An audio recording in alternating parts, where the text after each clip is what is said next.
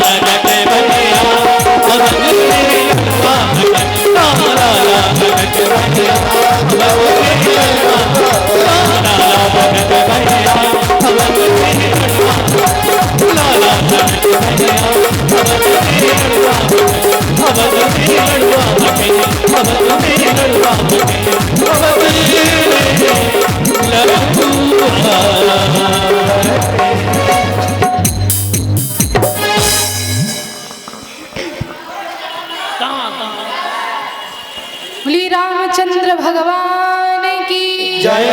जोर से बोलिए, जोर से। आज गांव वालों को पता चल जाए कि आज भगवान सिद्ध बरौलिया में आए हैं। बोलिए रामचंद्र भगवान की जय। और जोर से रामचंद्र भगवान की जय। जब कृष्ण जन्म होगा तो सभी को नाचना। अभी राम में तो राम ही नाचे हैं, जब कृष्ण होगा तो सभी को नाचना। बोली बाल कृष्ण भगवान की जय हो। इस प्रकार से सभी अयोध्या वासियों ने मैया कौशल्या को बधाई दी है और भगवान राम को, चारों भाइयों को, मैया कौशल्या को यहीं से प्रणाम करते हुए, भगवान राम की कथा को यहीं से नमन करते हुए आइए अब आप हम सभी कृष्ण जन्मोत्सव की ओर बढ़ते हैं। बोलिए कृष्ण कन्हैया लाल की। जब चारों तरफ पृथ्वी पर अत्याचार बढ़ गया, दुराचार बढ़ गया, तब पृथ्वी पाप से घबरा गई, दुख से घबरा गई और घबरा करके ब्रह्मा जी के पास गई। सारा वृतांत ब्रह्मा जी को कहा और ब्रह्मा जी ने भगवान नारायण को सारा वृतांत सुनाया। भगवान नारायण ने कहा कि चिंता मत करो, मैं ब्रज में अवतार लेने वाला हूँ। देवकी वसुदेव के यहाँ मैं अवतार ग्रहण करने वाला हूँ। ब्रह्मा जी ने आकर के पृथ्वी महारानी को समझाया, तब कहीं जाकर के पृथ्वी का दुख दूर हुआ और कहा केवल भगवान ही नहीं आ रहे हैं, भगवान अपने पूरे परिकर के साथ में आ रहे हैं।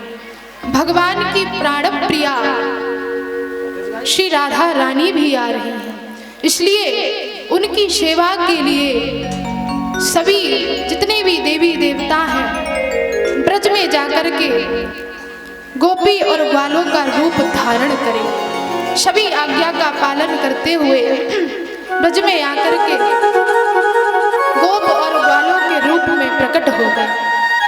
इधर मथुरा के राजा उग्रसेन है। उग्रसेन का पुत्र है कंस। कंस बड़ा ही अत्याचारी है, कंस बड़ा दुराचारी है, लेकिन कंस अपनी चचेरी बहन देवकी से बहुत प्रेम करता है, बहुत प्रेम करता है। देवकी का विवाह वसुदेव जी के साथ में हुआ है। एक दिन कंस के मन में आया कि मैं स्वयं अपनी बहन को इसकी ससुराल छोड़ करके आऊं। रथ में बिठा करके देवकी को कंस ले जाने लगा। अचानक से आकाशवाणी हुई, दुष्ट कंस, तू जिस बहन पर इतना लाड़ प्यार दुलार बरसा रहा है, उसकी 8वीं संतान तेरा काल बनेगी। कंस को बड़ा क्रोध आया, रथ से नीचे उतरा और देवकी के केशों को कंस ने पकड़ लिया और मारने के लिए तलवार निकाली। वसुदेव जी महाराज ने कहा, अरे भाई ये क्या करते हो, अपनी बहन को मारोगे, लोग क्या कहेंगे। एक भाई ने अपनी बहन को मार दिया। अरे भाई, देवकी की 8वीं संतान ही तो तुम्हारा काल बनेगी, तो देवकी की जितनी भी संतान होंगी मैं तुम्हें वचन देता हूं, मैं तुमको दे दूंगा। तो कंस ने सोचा ठीक है, देवकी की 8वीं संतान ही तो मेरा काल है। तो देवकी और वसुदेव को कंस ने कारागार में बंद कर दिया।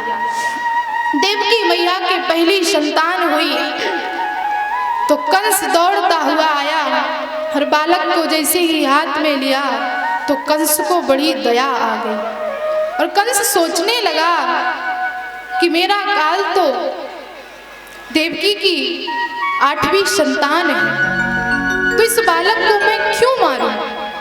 इसलिए कंस ने उस बालक को छोड़ दिया, देवकी की पहली संतान को छोड़ दिया। सभी देवताओं ने देखा कंस जैसे लोग यदि दया करेंगे तो फिर भगवान अवतार कैसे लेंगे। देखिए, बात मत करिए, थोड़ी देर की बात है, सभी शांति बनाए रखिए, ज्यादा देर नहीं, बच्चों को शांत कर लीजिए। तो कहा देवकी, नारद जी ने देखा कि कंस जैसे लोग इतनी दया करेंगे तो फिर भगवान अवतार कैसे लेंगे। तो सभी देवता नारद जी के पास में पहुंचे, नारद जी से कहा कि भाई अब आप भी ये काम करो। बोले क्या?